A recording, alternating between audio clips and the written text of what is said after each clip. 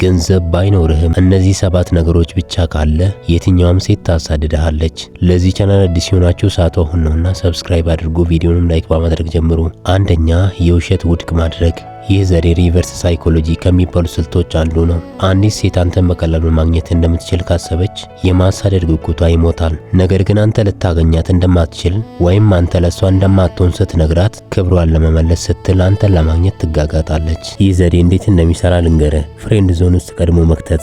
ገና ግንኙነቱ ሳይጠናከር አንቺ ለኔ ልክ እንደ እህት ነሽ ወይም በጣም ጥሩ ጓደኛ መሆን እንችላለን በላት። ብዙ ጊዜ ሴቶች ወንዶችን ፍሬንድ ዞን ውስጥ መክተት ልማዳቸው ነው።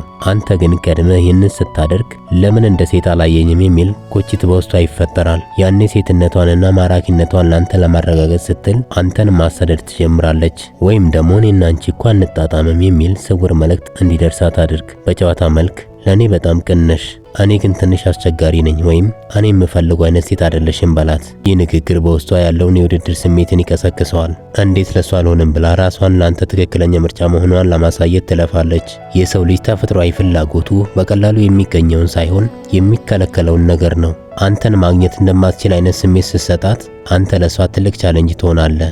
ያኔ አንተን ድል ለማድረግ ብቻ ስትል ትከተልሃለች። ይህንንም ስታደርግ የበላይነትን ትይዛለህ። ውድቅ የምታደርጋት አንተ በመሆነ የግንኙነቱን የኃይል ሚዛን ወደ አንተ ትመልሰዋለህ። አንተን ለማሳመንና ያንተን ይሁንታ ለማግኘት ጥረት ማድረግ የምትጀምረው እሷ ትሆናለች። ሰዎች ዋጋ የሚሰጡት ለለፉበት ነገር ነው። ሁሉንም ነገር አሳልፈ እሺ ብለህ ከሰጣሃት ዋጋክ ይረክሳል። አንዳንዴ አይሆንም ወይም አይቻልም ብለህ ራስህን ስትከለክል አንተን ለማግኘት የምታደርገው ጥረት ይጨምራል። ያኔ እውነተኛው አሳዳጅ እሷ ትሆናለች። ሁለተኛ ስሜታዊ ኢንቨስትመንት። አንድ ሰው ለአንድ ነገር ብዙ በደከመ ቁጥር ያንን ነገር የመተው ዕድሉ ዝቅተኛ ይሆናል። በዚህ መንገድ እንያው። ለምሳሌ ተቀባይ መሆን አለብህ። ብዙ ጊዜ ወንዶች ሴት ልጅን ለማስደሰት ሲሉ ሁሉንም ነገር እነርሱ ብቻ ያደርጋሉ። ይሁን እንጂ ሴትየዋ ለአንተ እንድትደክም፣ እንድትጨነቅና ጊዜዋን እንድትሰጥህ እድል ስጣት። እሷ ብዙ ባደረገችልህ ቁጥር አንተ በእሷ ዘንድ ያለው ዋጋ ይጨምራል። ይህም ማለት ጥቃቅን እርዳታዎችን መጠበቅ ማለት ነው። ለምሳሌ ለሷ ቀላል የሆኑ እርዳታዎችን ጠይቃት። ይህንን ነገር እንዴት እንደማደርገው ትመክሪኛለሽ? ወይም ይህንን ነገር አብረሽኝ ትገዣለሽ? በማለት በሷ ጉልበትና እውቀት እንድትጠቀም አድርግ። ሰዎች የረዱትን ሰው የመውደድ ዝንባሌ ያላቸው። ይሄ ደግሞ ጊዜዋንና ትኩረቷን እንድትወስድ ያደርግሃል። ብዙ ጊዜ እንድትደውልልህ፣ መልእክት እንድትጽፍልህ ወይም ስጦታ እንድትሰጥ አድርግ። በህይወት ውስጥ በገባች ቁጥርና ብዙ በለፋች ቁጥር አንተን እንደ ውድ ንብረት ማየት ትጀምራለች። ያኔ አንተን የማጣት ፍርሃቷ ይጨምራል። ይህም ደግሞ ለፍታ እንድታገኝ ያደርጋል። ሁሉንም ትኩረትን ዝም ብለህ አትስጣት። ያንተን አድናቆት ወይም ትኩረት ለማግኘት ጥረት እንድታደርግ ሁኔታዎችን አመቻች። ደክማ ያገኘችው ነገር በእርሷ ዘንድ ትልቅ ዋጋ ይኖረዋልና። ሰዎች ዋጋ የሚሰጡት በቀላሉ ላገኙት ነገር ሳይሆን ለደከሙበትና ለለፉበት ነገር ነው። እሷ ለአንተ ኢንቨስት እንድታደርግ ስታደርግ ሳታውቀው አንተን ማሳደድና በህይወት ውስጥ ለማቆየት መጣር ትጀምራለች። ሶስተኛ ድንገተኛ የባህሪ ለውጥ። ይህ ዘዴ ደግሞ በሰው ልጅ አእምሮ ውስጥ ያለውን የመጠበቅ ልማድ በመስበር ላይ የተመሰረተ ነው። ሰዎች ለሚገመቱና ለሚታወቁ ነገሮች ያላቸው ጉጉት ዝቅተኛ ነው። ነገር ግን ድንገት ሲለወጡባቸው ይደነግጣሉ። ትኩረታቸውንም በሙሉ እዛ ላይ ያደርጋሉ። ሁል ጊዜ በምታደርጋቸው ትናንሽ ነገሮች ላይ ለውጥ አድርግ። ለምሳሌ በየቀኑ ጠዋት ደህና አደርሽ የምትላት ከሆነ ለተከታታይ 3 ቀናት ምንም አትበል።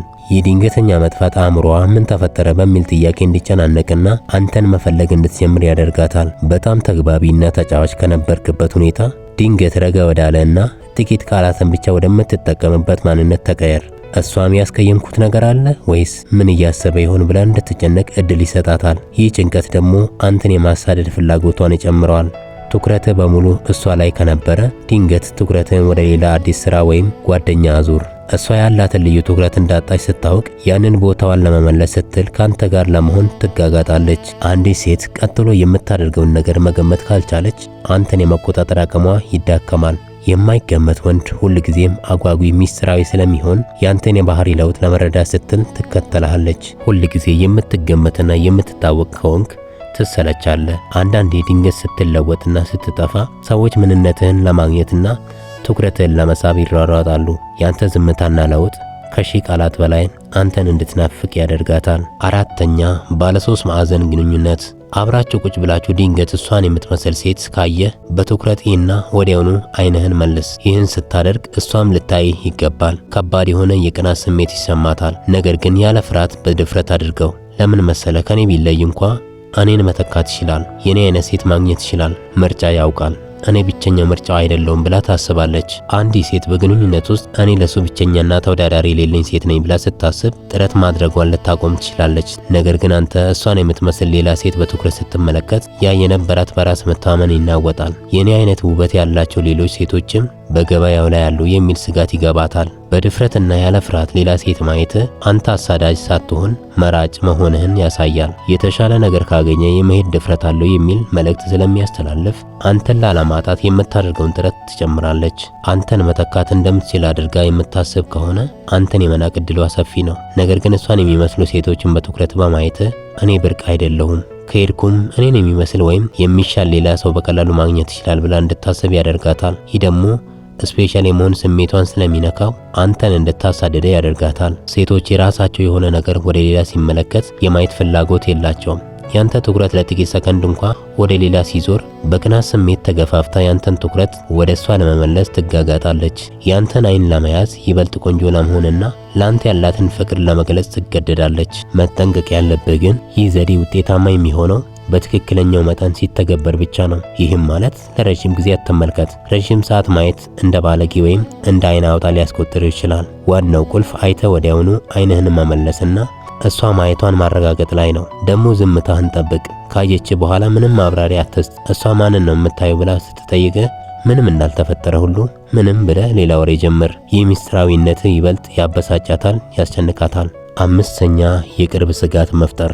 ይህ ዘዴ በሳይኮሎጂ ዘ ትሪያንጉሌሽን ኦፍ ፍሬንድስ ይባላል። የሴት ልጅን የቅናት ስሜትና የባለቤትነት ፍላጎትን እስከ ጥግ ድረስ የሚቀሰቅስ እጅግ አደገኛ ስልት ነው። ሴት ልጅ የማታውቀውን ሴት ብታደንቅ ከርቀት ትቀና ይሆናል። ነገር ግን የቅርብ ጓደኛዋን ስታደንቅ ስጋቱ ቤቴ ገብቷል የሚል ስሜት ይፈጠርባታል። ጓደኛዋን ስለምታውቃትና ሁልጊዜ ስለምታገኛት በየትኛው ሰዓት ነው አይኑ ውስጥ የገባችው የሚለው ጥያቄ ሰላም ይነሳታል። ለምሳሌ ስለ ጓደኛሽ ጥሩ ጸባይ ያላት ስትል እሷ ላይ ያጣኸው ነገር ጓደኛዋ ላይ እንዳገኘ በተዘዋዋሪ እየነገርካት ነው። ይህ ደግሞ ከጓደኛዬ በታች ነኝ ማለት ነው ብላ ራሷን እንድትጠራጠርና ካንተ የተሻለ አድናቆት ለማግኘት ይበልጥ እንድትለፋ ያደርጋታል። ሴቶች የራሳቸው የሆነ ወንድ ለሌላ ሴት በተለይ ለቅርብ ሰው እውቅና ሲሰጥ በቀላሉ አይቀበሉም።